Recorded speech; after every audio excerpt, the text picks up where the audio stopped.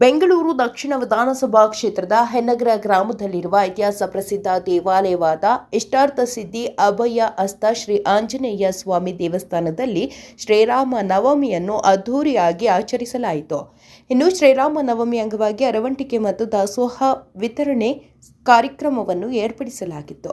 ಹಾಗೆಯೇ ಸ್ವಾಮಿಗೆ ಪಂಚಾಮೃತ ಅಭಿಷೇಕ, ಹೂವಿನ ಅಲಂಕಾರ ಮತ್ತು ಹೋಮ ಸೇರಿದಂತೆ ಹಲವು ವಿಶೇಷ ಪೂಜಾ ಕಾರ್ಯಕ್ರಮಗಳು ಭಕ್ತರ ಸಮ್ಮುಖದಲ್ಲಿ ಶಾಸ್ತ್ರೋತ್ರವಾಗಿ ನೆರವೇರಿತು. ಇದೇ ಸಂದರ್ಭದಲ್ಲಿ ಶ್ರೀರಾಮನ ಹರಿಕಥೆಯನ್ನು ಏರ್ಪಡಿಸಲಾಗಿತ್ತು. ಇನ್ನು ಕಾರ್ಯಕ್ರಮದ ನೇತೃತ್ವವನ್ನು ಇಷ್ಟಾರ್ಥ ಸಿದ್ಧಿ ಅಭಯ ಹಸ್ತ ಶ್ರೀ ಆಂಜನೇಯ ಸ್ವಾಮಿ ದೇವಸ್ಥಾನದ ಧರ್ಮಾಧಿಕಾರಿಯಾದ ಹೆನ್ನಗರ ರಮೇಶ್ ರವರು ವಹಿಸಿದರು. ಇನ್ನು ಕಾರ್ಯಕ್ರಮದಲ್ಲಿ ಜನಪ್ರತಿನಿಧಿಗಳು, ಸ್ಥಳೀಯ ಮುಖಂಡರು, ಸಮಸ್ತ ರಾಮ ಭಕ್ತರು, ಹೆನ್ನಗರ ಗ್ರಾಮದ ಸುತ್ತಮುತ್ತಲಿನ ಗ್ರಾಮಸ್ಥರು, ಹನುಮನ ಭಕ್ತರು ಮತ್ತು ಗಂಗಾ ಮಾತಾ ವಂಶಸ್ಥರು ಹಾಗೂ ಭಕ್ತರು ಭಾಗವಹಿಸಿದ್ರು.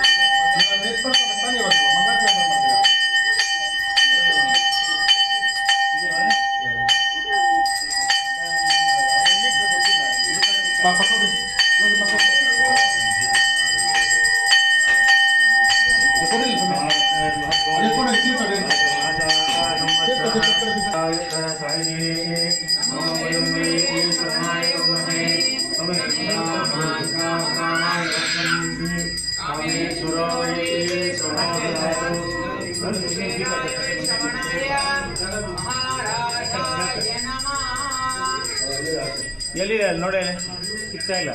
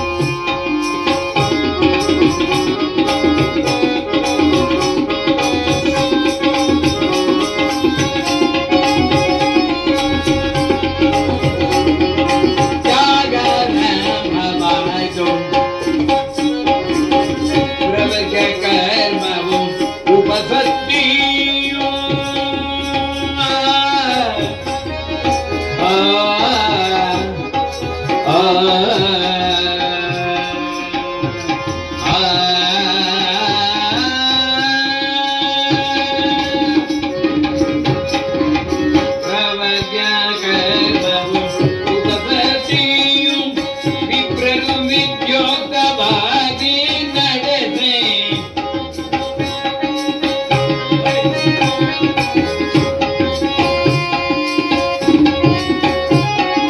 ವಿಪ್ರರು ವಿದ್ಯುಕ್ತವಾಗಿ ನಡೆದೆ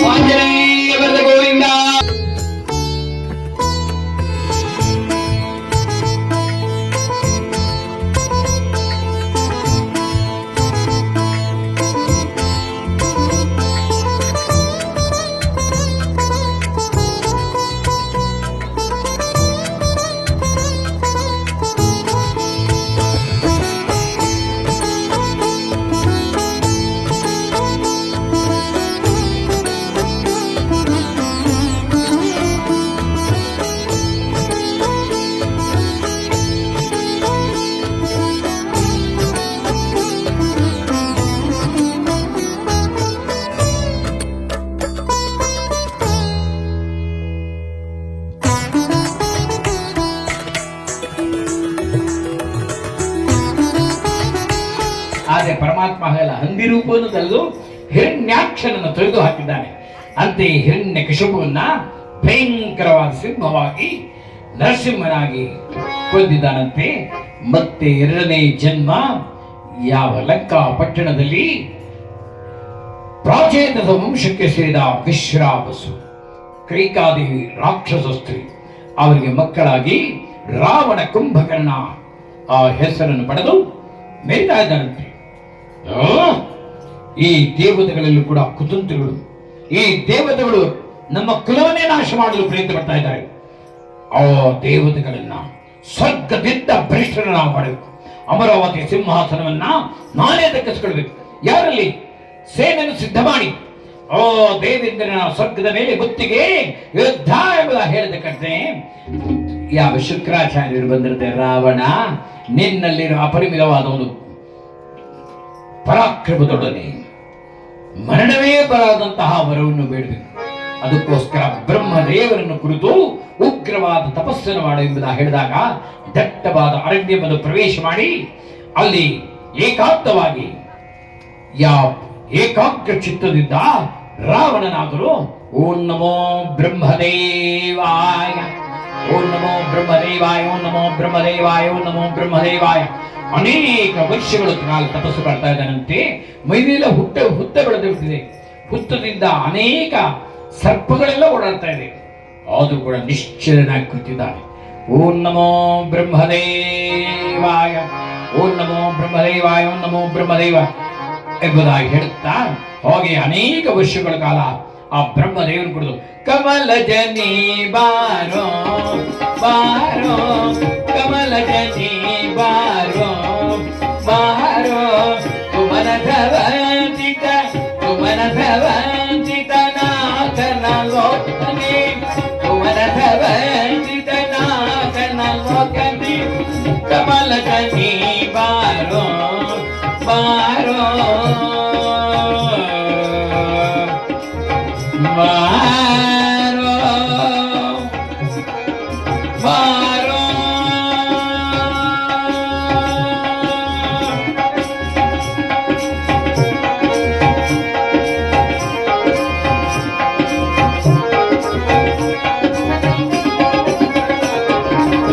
ಮರಣವೋ ಬಾರದಂತೆ ಎನಗೆ ವರ ನೀಡೆ, ಮರಣ ಬಾರದಂತೆ ವರವ ನೀಡೆ, ಸುರನರ ವಿನಯ ದೊರಕಬೇಕೆಂದು ಶರಣಾಗತರನು ಹೊರಗೋ ಕರುಣ ಬಂದು, ವರವ ನೀಡೋ ದಯಾಸಿಂಧು, ಕಮಲ ಜನಿ ಬಾರೋ ಬಾರೋ ಬಾರೋ ಬಾರೋ.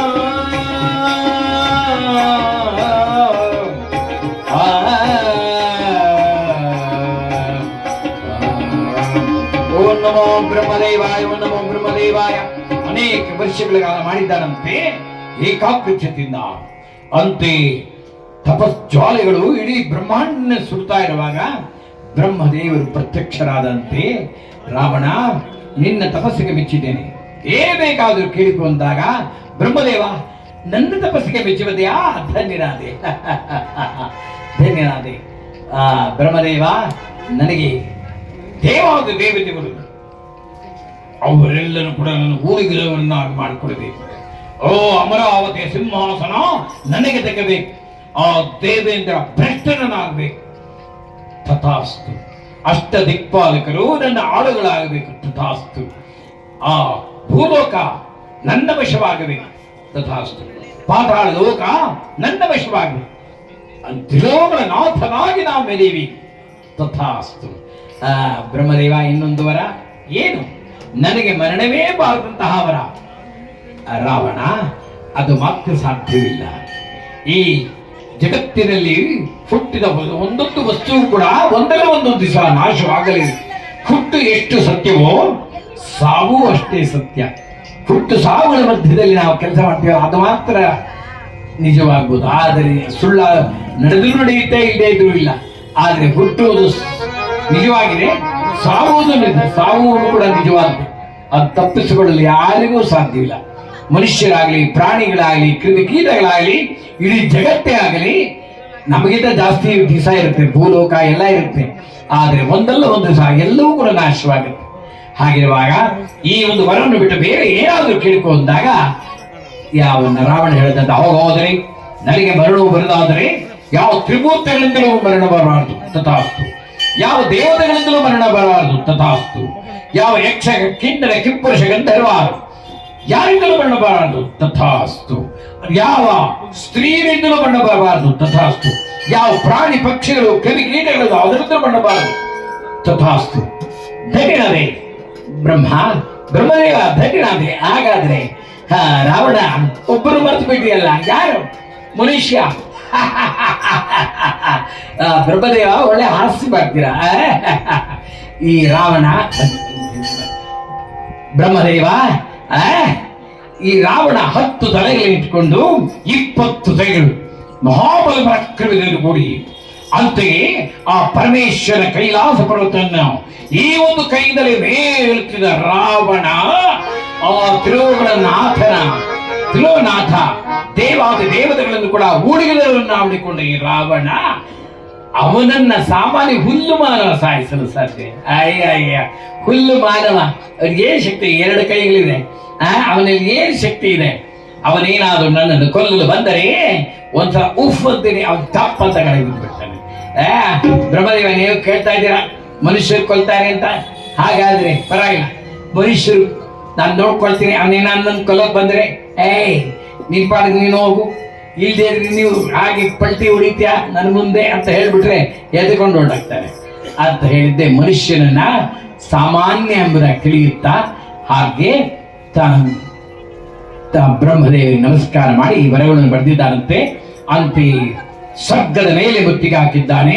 ಅಮರಾವತಿ ಸಿಂಹಾಸನ ದೇವೇಂದ್ರ ವಿರಾಜಿಸ್ತಾ ಇದ್ದಾನಂತೆ. ಅಂತೆ ದೇವೇಂದ್ರನ ಅಮರಾವತಿ ಸಿಂಹಾಸನದ ಬೆಟ್ಟನ್ನು ಮಾಡಿ ತಾನೇ ಸ್ವರ್ಗದ ಅಧಿಪತಿಯಾಗಿದ್ದಾನೆ. ಅಗ್ನಿ, ಯಮ, ನಿವೃತ್ತಿ, ವರುಣ,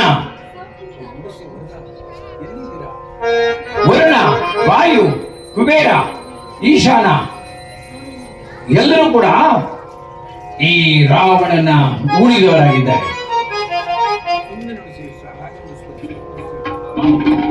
ಹಾಗೆ ಉಳಿದವರಾಗಿದ್ದಾರಂತೆ. ಹಾಗೆಯೇ ತಾನು ಆ ರಂಭೆ, ಮೇನಕ, ಅಪ್ಸರ ಸ್ತ್ರೀಯರು ಕೂಡ ಹೋಗಿ ಬೆದರಿಸ್ತಾ ಇದ್ದಾನಂತೆ. ಅಂತೆ ಭೂಲೋಕಕ್ಕೆ ಧಾವಿಸಿ ಬಂದಿದ್ದಾನೆ. ಅಲ್ಲಿರೋ ರಾಜರನ್ನ, ಮಹಾರಾಜರನ್ನ, ಚಕ್ರವರ್ತಿಗಳನ್ನ ಹೋಗಿ ಬೆದರಿಸಿ ಎಲ್ಲರೂ ಕೂಡ ತನ್ನ ವಶ ಮಾಡಿಕೊಂಡು ಇಡೀ ಭೂಲೋಕಕ್ಕೆ ಸಾರ್ವಭೌಮನಾಗಿದ್ದಾನಂತೆ. ಹಾಗೆ ಪಾತಾಳ ಲೋಕಕ್ಕೆ ಬಂದು ಅಲ್ಲಿರುವ ರಾಜರನ್ನ ತನ್ನ ವಶಕ್ಕಿರಿಸಿಕೊಂಡು ಪಾತಾಳ ಲೋಕವನ್ನೇ ಕರಗತ ಮಾಡಿಕೊಂಡಿದ್ದಾನಂತೆ. ಅಷ್ಟು ಮಾಡಿಕೊಂಡು ಈ ದೇವತೆಗಳು ಕುತಂತ್ರಗಳು ಏನಾದರೂ ಮಾಡಿ ಉಪಾಯವನ್ನು ಸಾಯಿಸಲು ಪ್ರೇರೇಪಿಸಿಕೊಡ್ತಾರೆ. ಇದಕ್ಕೆ ಕಾರಣ ಋಷಿಗಳು, ಮುನಿಗಳು ಅವರು ತಪಸ್ಸು ಮಾಡ್ತಾ ಇದ್ದಾರೆ.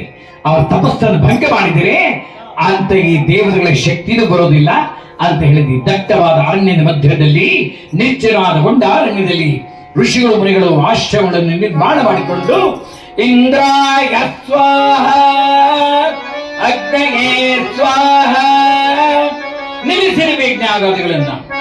ಋಷಿಗಳೇ, ಮುನಿಗಳೇ, ಯಾರ ಕುರಿತು ಯಜ್ಞವನ್ನು ಮಾಡಬೇಕಾಗಿಲ್ಲ. ನಿಮ್ಮ ಇಂದ್ರ, ನಿಮ್ಮ ಅಗ್ನಿ ಅವರೆಲ್ಲ ನನ್ನ ಆಳುಗಳಾಗಿದ್ದಾರೆ.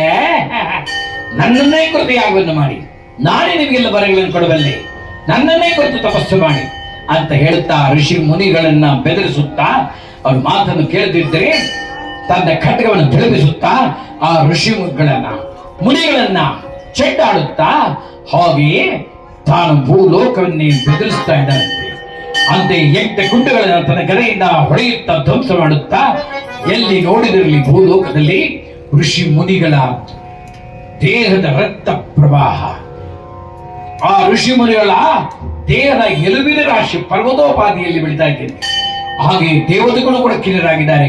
ಹಾಗೆ ಭೂದೇವಿಯು ಕೂಡ ಖಿನ್ನಲಾಗುತ್ತಾ ಪರಮಾತ್ಮ ಬ್ರಹ್ಮದೇವ ಆ ದುಷ್ಟ ರಾವಣನನ್ನ ಸಹಿಸಲು ಸಾಧ್ಯವಾಗುತ್ತಿಲ್ಲ, ನೀನೇ ರಕ್ಷಣೆ ಮಾಡಬೇಕೆಂಬುದಾಗಿ ಹೇಳುತ್ತಾ ಆ ಬ್ರಹ್ಮದೇವನ ಪ್ರಾರ್ಥನೆ ಮಾಡಿದಾಗ ಎಲ್ಲರೂ ಕೂಡ ಕ್ಷೀರ ಸಾಗರದ ಬಗ್ಗೆ ಬಂದಿದ್ದಾರಂತೆ. ಶ್ರೀಮನ್ ನಾರಾಯಣ ಶೇಷಾಗಿ ಮಲಗಿದ್ದಾನೆ. ಅವನ ಬರಿಗೆ ಬರುತ್ತಾ ಎಲ್ಲರೂ ಕೂಡ ಓಂ ನಮೋ ನಾರಾಯಣಾಯ ಅಷ್ಟಾಕ್ಷರಿ ಮಂತ್ರವನ್ನು ಹೇಳುತ್ತಾ ನಾರಾಯಣ ಆಪತ್ ಬಂದು ನೀನೇ ಕಾಪಾಡಬೇಕು ಎಂಬುದಾಗಿ ದೇವತೆಗಳು, ಋಷಿಗಳು, ಮುನಿಗಳು, ಬ್ರಹ್ಮದೇವರು, ಗೋಮಾತೆ ಹಸುವಿನ ರೂಪವನ್ನು ತಾಳುತ್ತಾ ನಮೋ ನಾರಾಯಣಾಯ, ಓ ನಮೋ ನಾರಾಯಣಾಯ, ಓ ನಮೋ ಭಗವತೆ ವಾಸುದೇವಾಯ, ಓ ನಮೋ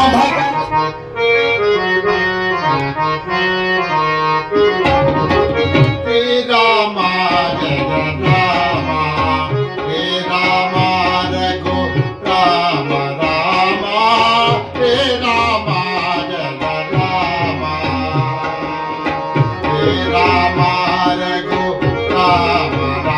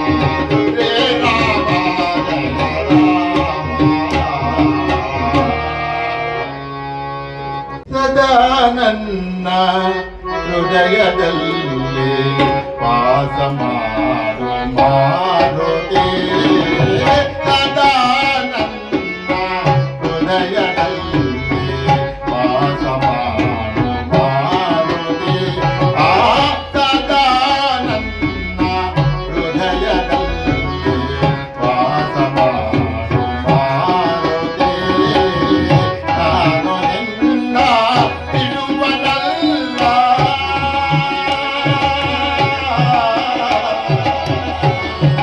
ನಾನು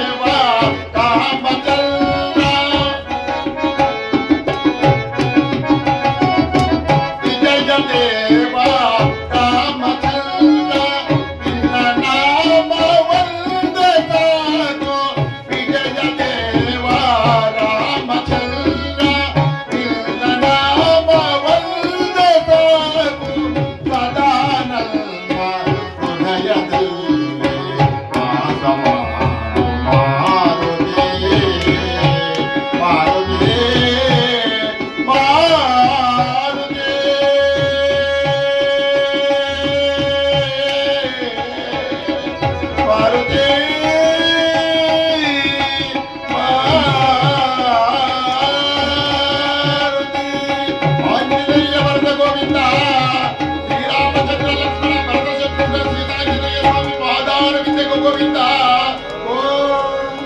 ನಾಡಿನ ಸಮಸ್ತ ಜನರಿಗೆ ಶ್ರೀರಾಮನವಮಿಯ ಶುಭಾಶಯಗಳು. ಪ್ರತಿ ವರ್ಷದಂತೆ ಈ ವರ್ಷವೂ ಸಹ ನಮ್ಮ ಇನ್ನಾಗರ ಇಷ್ಟಾರ್ಥ ಸಿದ್ಧಿ ಅಭಯಸ್ಥ ಆಂಜನೇಯ ಸ್ವಾಮಿ ದೇವಾಲಯದಲ್ಲಿ ಎಲ್ಲ ಭಕ್ತಗಳ ಸಮೂಹದೊಂದಿಗೆ ಶ್ರೀರಾಮನವಮಿ ಹಬ್ಬವನ್ನು ಶ್ರೀರಾಮನವಮಿ ಉತ್ಸವವನ್ನು ಬಹಳ ವಿಜೃಂಭಣೆಯಿಂದ ನಡೆದೆವು. ಆದ್ದರಿಂದ ಸಮಸ್ತ ಭಕ್ತಾದಿಗಳಿಗೆ ರಾಮನವಮಿಯ ಶುಭಾಶಯಗಳು ಹೇಳೋದಕ್ಕೆ ನಾನು ಇಷ್ಟಪಡ್ತಾ ಇದ್ದೀನಿ.